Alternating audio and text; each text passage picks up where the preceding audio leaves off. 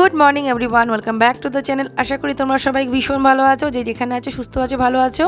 আজকে বুধবার সকালবেলা একদম ব্রেকফাস্ট নিয়ে হাজির হয়ে গেলাম। তো সকালবেলা ব্রেকফাস্টে যে কী বানিয়েছি দেখতেই পাচ্ছ। তো কিছু শ্যুট করতে পারিনি, রেসিপি কিচ্ছু তুলতে পারিনি। ইভেন আমার সকালের বাসি কাজকর্ম হয়ে গেছে, স্নান হয়ে গেছে। তো একেবারে ব্রেকফাস্ট নিয়ে তোমাদের সামনে হাজির হয়ে গেলাম, মানে ব্লগটা স্টার্ট করে দিলাম। তো এখন আমরা ব্রেকফাস্ট করব, দেখতেই পাচ্ছ বানিয়েছি রুটি, আর সাথে বানিয়েছি ছোলা দিয়ে আলু দিয়ে একটা ওই চানা মশলা মতো বানিয়েছি আর কি। কিন্তু এর মধ্যে আমি না টমেটো দিতে ভুলে গেছি, তো ভেবেছিলাম টমেটো দেবো। তো যখন আমরা খেতে বসেছি তখন মনে পড়েছে এর মধ্যে টমেটো দিইনি। তো এটা খেতে কিন্তু খুব ভালো হয়েছিল, মানে রুটির সাথে খুব ভালো লেগেছে। অনেক দিন পর এরকম একটা কিছু বানিয়েছি, তো সেজন্য সবার ভালো লেগেছে। ঝালটাও একটু কম দিয়েছিলাম যাতে বাচ্চারাও খেতে পারে। তো ছোলাটা আমি রাত্রেবেলায় ভিজিয়ে রেখেছিলাম, ভেবেছিলাম সকালবেলা একটু ছোলা ভাজা করে নেবো, মানে একটু কাঁচা লঙ্কা দিয়ে সেদ্ধ করে নাড়াচাড়া করে নেবো, মুড়ি দিয়ে খাবো, চা দিয়ে, এটাই হবে ব্রেকফাস্ট।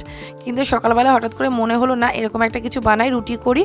তো রুটির সাথে খুব ভালো লাগবে এটা মনে করে আর কি বানালাম তাড়াতাড়ি করে।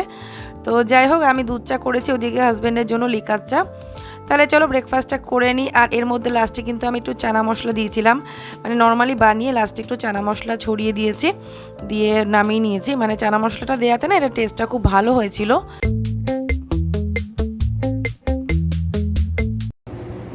সো ফ্রেন্ডস, এখন আমি ব্রেকফাস্টে যা বাসন কুসন আছে সব মাজবো আজকে। মানে এই জায়গাটার অবস্থা খুব খারাপ, তোমাদেরকে দেখাচ্ছি, দেখো এই দেখতে পাচ্ছ কি এই অবস্থা, একদম গ্যাস স্টোভটা কি মানে জঘন্য অবস্থা, মানে গুঁড়ো গুঁড়ো সব আটাতে ভরে গেছে। আর এদিকে তো সব ছড়িয়ে ছিটিয়ে গেছে একদম, মানে কিচ্ছুতে হাত দিইনি, জাস্ট খাবারটা বানিয়েছি, তাড়াতাড়ি করে আমরা সবাই খেয়ে নিয়েছি। তো এখন এইসব কাজগুলো করব, মানে এই জায়গাটা পরিষ্কার করব, সব বাসনগুলো মেজে নিয়ে তারপরে দুপুরে রান্না শুরু করব আর কি। তো চলো তাহলে এই কাজগুলো শুরু করে নিই, আর কথা বলতে গেলে আবার দেরি হয়ে যাবে। তো আজকে কী বার জানো? আজকে হচ্ছে বুধবার। হ্যাঁ, আজকে হচ্ছে বুধবার। আমার এই ব্লগগুলো একদিন লেটে আসছে। লেটে বলতে যেহেতু একটা ব্লগ আমার একদিন পরে এসেছে, সেজন্য ব্যাক টু ব্যাক সব ব্লগগুলো একদিন পরে পরে আসছে। তো চলো তাহলে কাজগুলো সেরে ফেলি, ব্রেকফাস্টের বাসনগুলো আগে মাজি। আর আমার এই পাকা চুলগুলো ঢাকার এখনও অবধি সেরকম কিছু আনা হয়নি, তাই আমি ভাবছি হেনার আশায় আর থাকবো না। কবে লকডাউন খুলবে, কবে সেই হেনাটা আমি হাতে পাবো জানি না। আমি ভাবছি যে কালার ইউজ করি, তো একবার চুলে কালার করে নিই, পরে আবার হেনা দেওয়া শুরু করব। এবার চুলে কালারই করতে হবে। আমি বলেছি আজকে আমাদের যে সুপার মার্কেট আছে ওখানেই, মানে অর্ডার করে দিলে ওরা বাড়িতে দিয়ে যায়। কিছু প্রোডাক্ট যদি অর্ডার করে দিই, মানে জিনিসপত্র মুদিখানা হোক কি যাই হোক, ওরা বাড়িতে মানে ডেলিভারি করে যায়। তো খুব সুবিধায় আছে, ভাবছি এটা কালার আনিয়ে নিই, কালারটা করে নেবো। আজকে হবে না, কালকে সকালবেলা করে নেবো, ব্যাস। নাহলে এই বিচ্ছিরি লাগছে, মানে আসলে কথা বললে না সামনেটা আমার নিজেরই বাজে লাগছে। তো চলো আগে নিজের কাজগুলো করি, পরে আবার কথা বলবো। তো এখানে দেখো যে ট্রাইপডটা আগের দিন তোমাদেরকে দেখালাম, তো সেই ট্রাইপডটা আমি কতটা যত্ন করে মানে এখন শুরু করেছি ব্যবহার করা। এরকম একটা পুরনো বালিশের খোল আছে, কোল বালিশের যে কভারগুলো হয় না, তো সেটা রেখেছি, সেটা দিয়ে পুরো ঢেকে দিয়েছি, খুব সুবিধে হয়েছে। তো এটা তো সবসময় মানে ব্যাগে পুরে রাখা যাবে না, যে ব্যাগটা দিয়েছে, তো সেই কারণে দেখলাম এটা তো এরকম দাঁড় করিয়েই রাখতে হবে। তার জন্য আমি একটা পুরনো বালিশের কভার আর কি, কোল বালিশের, তো সেটা দিয়ে আমি ঢেকে রাখি, তাতে মানে ধুলোটা পড়বে না। নাহলে না কি হয়, আমি যদি এরকম রেখে দিই না, দিনের পর দিন ওরকম থাকতে থাকতে থাকতে থাকতে দেখবে একটা ধুলো পড়ে যায়। আর যেহেতু ব্ল্যাক কালার, সেজন্য ধুলোটা পড়লে না বোঝা যাবে আর দেখতেও বাজে হয়ে যাবে। আর আমার যে কোনো জিনিসই একটুখানি যত্ন করে ব্যবহার করতে বেশি ভালো লাগে, তো তাহলে মনে হয় জিনিসটা অনেক দিন নতুন থাকে আর টেকসই হয় ভালো। তো সে যাই হোক, আমি এখন ওটাই মানে সেট করলাম ট্রাইপডটা। তো ওটাতেই আমি যখন শ্যুট করি, রান্নাঘরেই বেশিরভাগ আর কি শ্যুট করা হয়, তো ওই কারণে রান্নাঘরেই থাকে আর ঢেকে রাখছি, তো ওইভাবেই ব্যবহার করছি। তো এদিকটা পরিষ্কার করে নিলাম, গ্যাস স্টোভটা পরিষ্কার করেছি, এদিকে কাউন্টার টপটা পরিষ্কার করলাম। তো এবার বাসনগুলো মাজবো।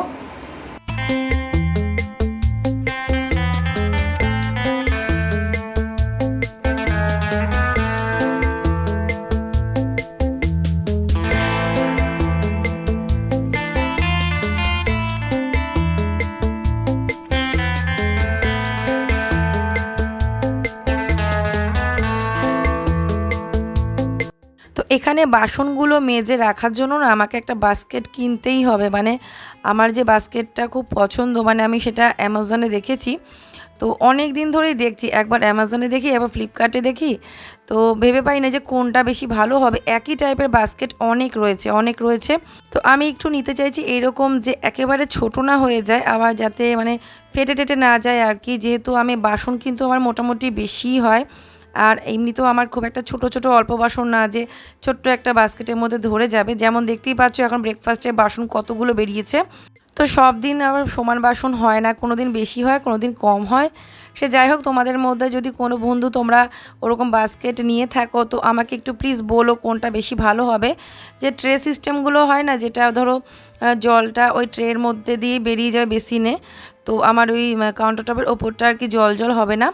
তো দেখি ভাবছি খুব তাড়াতাড়ি নেব, না হলে না বাসন আমি ওইখানে দেখতে পাচ্ছ যে একটা ছোট্ট বারান্দা আমার রান্নাঘরের পাশে, যেখানে বলেছি না স্টোর রুমের মতো আছে, আলু টালু থাকে। আর বাসনের ঝুড়িটা আমি ওই মাথায় রেখে আসি, ওখান থেকে আবার বাসন টেনে নিয়ে আসি, এনে আবার ঘরে গোছাই। তো সেই কারণে দেখতেই পাচ্ছ এখন যেমন বাসনগুলো আমি স্ল্যাবের ওপরেই রেখে দিয়েছি, কারণ ওই ঝুড়ি নিয়ে এসে রাখা বা ওই ঝুড়িতে অনেক সময় বাসন থেকেই যায়, তার মধ্যেই হয়তো বাসনই রেখে দিলাম, সেগুলো আবার টেনে আনো গোছাও, অনেক বাসন হয়ে যায়। তো একটু ঝামেলার মধ্যেই আর কি কাজগুলো করি, সেজন্য একটু গুছিয়ে যাতে সব কিছু হয় সেজন্য আর কি একটা বাস্কেট নেব। তো দেখো এখন আমি ভাত বসিয়ে দিচ্ছি, আজকে আর চালটা ভিজিয়ে রাখতে ভুলে গেছি, তো সেই কারণে একদম চালের ড্রাম থেকে চাল বার করে ধুয়ে এনে দিয়ে দিলাম।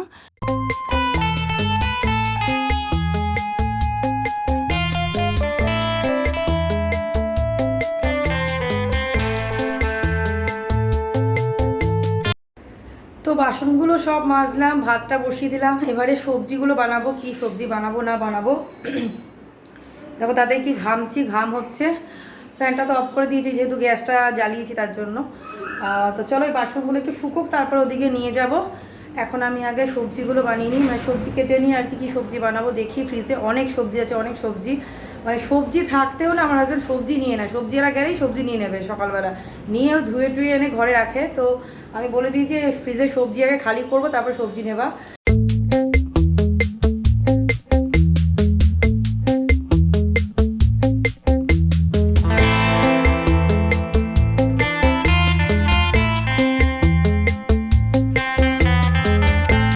তো দেখো এখানে ভাত প্রায় হয়ে এসেছে, মানে আর 2-3 মিনিট কি 5 মিনিটের মধ্যে হয়ে যাবে। আর এদিকে আমি সবজিগুলো কিন্তু আজকে কেটে নিয়েছি, মানে এর আগের দিন যেহেতু সবজি কেটেছি তোমাদের সাথে শেয়ার করেছিলাম, সেজন্য আজকে আমি তাড়াতাড়ি করে সবজি কেটে নিয়েছি। আজকে আর বটি নিয়ে ক্যামেরার সামনে বসিনি। তো দেখতেই পাচ্ছ যে ঝিঙে আলু পোস্ত করব, ছোট ছোট করে কেটে নিয়েছি। আর এখানে ডাঁটা কুমড়ো দিয়ে ডাল করব। তো এই ডাঁটা কুমড়োর ডালটা না খুব ভালো লাগে আমার বিশেষ করে। আর এখানে পনিরটা তো করতেই হবে, অর্ধেক পনির আগের দিন করেছিলাম, আর অর্ধেকটা পনির আমি ওই কাজু কিশমিশ বাটা দিয়ে অল্প করে ঝাল অল্প দিয়ে করব আর কি ওদের জন্য। তো এখানে এবার দেখো ডালটাকে অর্ধেক সেদ্ধ করে নিয়েছি, তারপরে জল দিয়ে মানে ঢাকনাটা খুলে নিয়ে এবার ডাঁটা কুমড়োটা দিয়ে তারপরে একটু হলুদ দিলাম, জল দিয়ে মানে আরেকবার হুইসেলটা পড়লে মানে একটা সিটিও হয়ে গেলে তারপরে ঠান্ডা করে খুলে ফেলবো, একটা কি দুটো সিটি, তাহলে কুমড়োটা আর ডাঁটাটা গলবেও না, আবার নরমও হয়ে যাবে, ডালটাও যাতে ঘেটে না যায়। তো সেই কারণে তো এখন আবার বসিয়ে দিলাম, ইন্ডাকশানেই করছি যেহেতু আমার একটা গ্যাসের বার্নারটা খারাপ আছে, সেটা এখনও ঠিক করা হয়নি। তাহলে চলো এবারে দেখো পনিরটা বানিয়ে ফেলছি, তো রান্নাটা করতে থাকি, তোমরা দেখতে থাকো।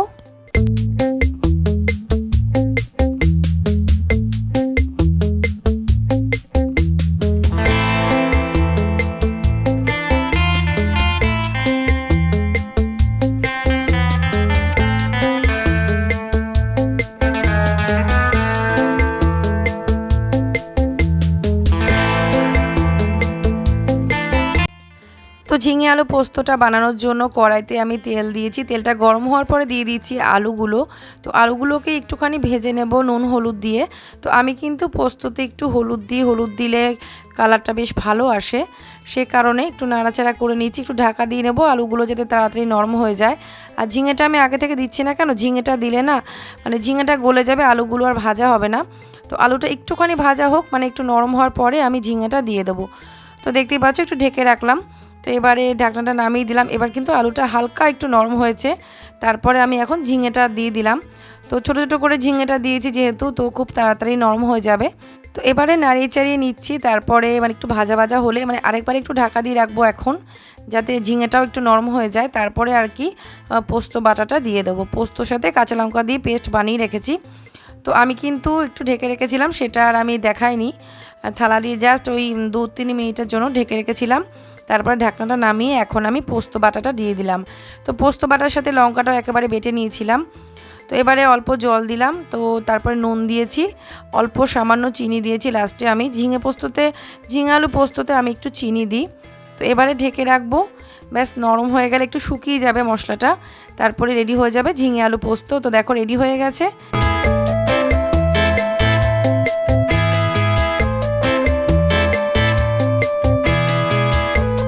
তো এদিকে দেখো আমার রান্নাবান্নাটা কমপ্লিট হয়ে গেল। তো ঝিঙে আলু পোস্ত করেছি, সাথে করেছি ডাঁটা দিয়ে, কুমড়ো দিয়ে, পাঁচফোড়ন দিয়ে ডাল করেছি। তো এটা মটর ডাল আর মুগ ডাল মিক্সড করে করেছি। আর এখানে দেখো পনিরের তরকারিটা অল্প ঝাল দিয়ে করেছি, একটুখানি কাজু কিশমিশ বাটা দিয়ে। তাহলে চলো খাওয়া দাওয়ার পরে আবার তোমাদের সাথে কথা বলছি। তো এখন সন্ধ্যা হয়ে গেছে, কিন্তু আমি একটু ঘুমোতে পারলাম না। তার কারণ হচ্ছে মানে ওই একই মোবাইল দেখতে গিয়ে, মোবাইল ঘাঁটতে গিয়ে আমি ঘুমোতে পারলাম না। এই কদিন ধরে খুব মানে এটা বাড়াবাড়ি হয়ে যাচ্ছে না, এবার মানে চোখটাকে রেস্ট দেওয়া হচ্ছে না। দুপুরবেলা একটু ঘুমোলে কিন্তু বেশ ভালো হয়, রাতেরবেলা কাজ করতে সুবিধে হয়। তো সেই কারণে কি করেছি, ফোনটায় হাতের কাছে ফোন থাকলে তো জানোই, ফোনটা তো মানে ফোনের দিকেই হাত যাবে বারবার করে। সেজন্য বালিশের পাশে ফোনটা রাখিনি, ফোনটাকে আমি মানে তাকের ওপর চার্জে বসিয়ে রেখে তারপরে শুয়েছিলাম যে না একটু ঘুমোতেই হবে। এবার কত চেষ্টা করলাম, আজকে আমার ঘুমই আসলো না, জানি না কেন। এখন আমার ঘুম আসছে, এখন সন্ধ্যা হয়ে গেছে, এখন আমার ঘুম আসছে। তো নিশ্চয়ই এখন তো আর ঘুমানো যাবে না, এখন 6টা বেজে গেছে।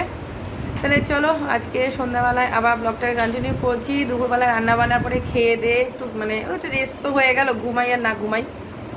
তো এখন বিছানাগুলো একটু গোছাবো, গুছিয়ে তারপরে চলো কাজকর্ম আবার যেটুকু যা আছে করি।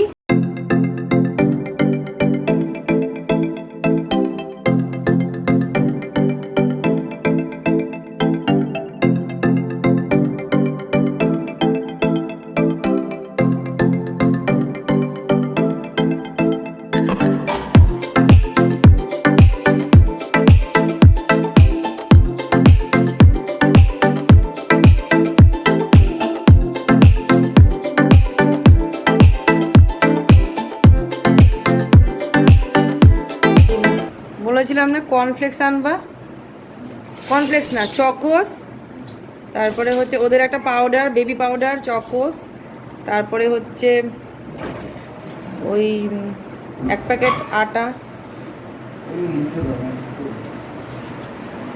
তো দেব এখন একটু বেরোচ্ছে, মানে ও একটু আর্জেন্ট বেরোচ্ছে আর কি। তো চলে আসবে কিছুক্ষণের মধ্যে। তো কিছু জিনিস তো ওকে বলে দিলাম, কিন্তু সবও আনতে পারেনি। 2-1টা জিনিস যেগুলো মুদিখানা দোকানটা খোলা ছিল সেখান থেকে এনেছে, আর বাকি জিনিসগুলো সকালে হোম ডেলিভারি দিয়ে যাবে বলে এসেছে। তো আমার চুলের কালারটাও আনতে পারেনি। তো কালকে সকালে চুলের কালার আসবে, তারপরে আমি কখন চুলের কালার করব আমি নিজেও জানি না।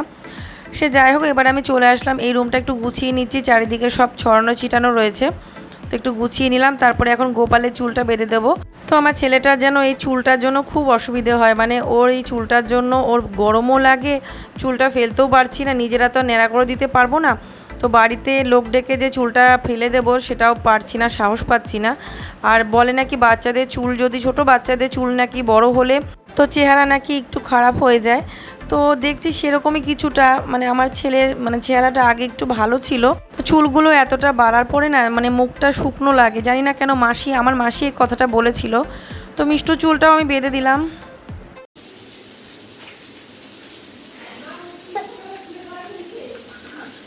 আমি মুখে একটু পাউডার মেখে নিয়েছি, আমার মুখটা পাউডার না মাখলে না বিকেলবেলা মুখটা সমানে ঘামবে। বিকেলে মুখ ধুয়ে আমি কিচ্ছু মাখি না, শুধু একটু পাউডার মুখে, হালকা বেবি পাউডার, ওদের যে পাউডার হিমালয়ার বেবি পাউডার, সেটা মুখে একটু লাগিয়ে নিই। তো চলো এবার কিচেনে যাই।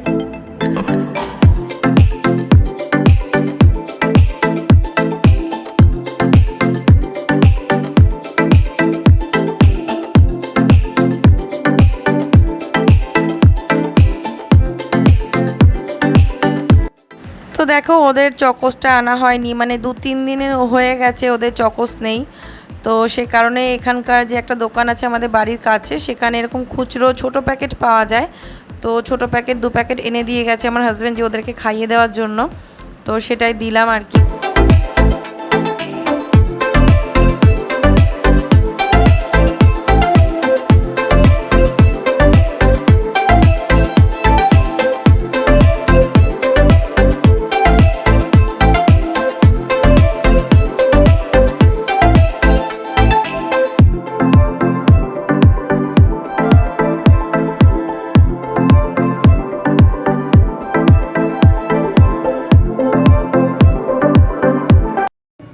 এই যে সন্ধ্যাবেলার চা, দুধ চাই করেছি সন্ধ্যাবেলাতেও। আর দুটো এই ফুল বিস্কুট, ফুলের মতো বিস্কুটগুলো খেতে খুব ভালো লাগে, নোনতা। আর এখানে রয়েছে টক বিস্কুট। তো এখন চাটা খেয়ে নেব। চলো চাটা খাই। আর খুব গরম, আমার চা আবার বেশি গরম খেতে পারি না।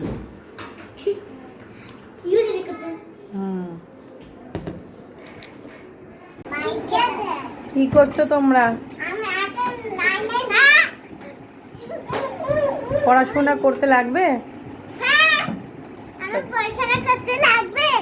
চলো। আর গোপাল কি করবে? এখানে আর ড্রেসিং টেবিলের উপর কোনো খেলা হবে না, এখন চলো এখান থেকে। না, এখানে দাঁড়িয়ে তুমি ড্রেসিং টেবিলটা ঝাঁকাঝাঁকি করো, এখানে দাঁড়িয়ে কোনো খেলা হবে না, এখান থেকে চলো। চলো।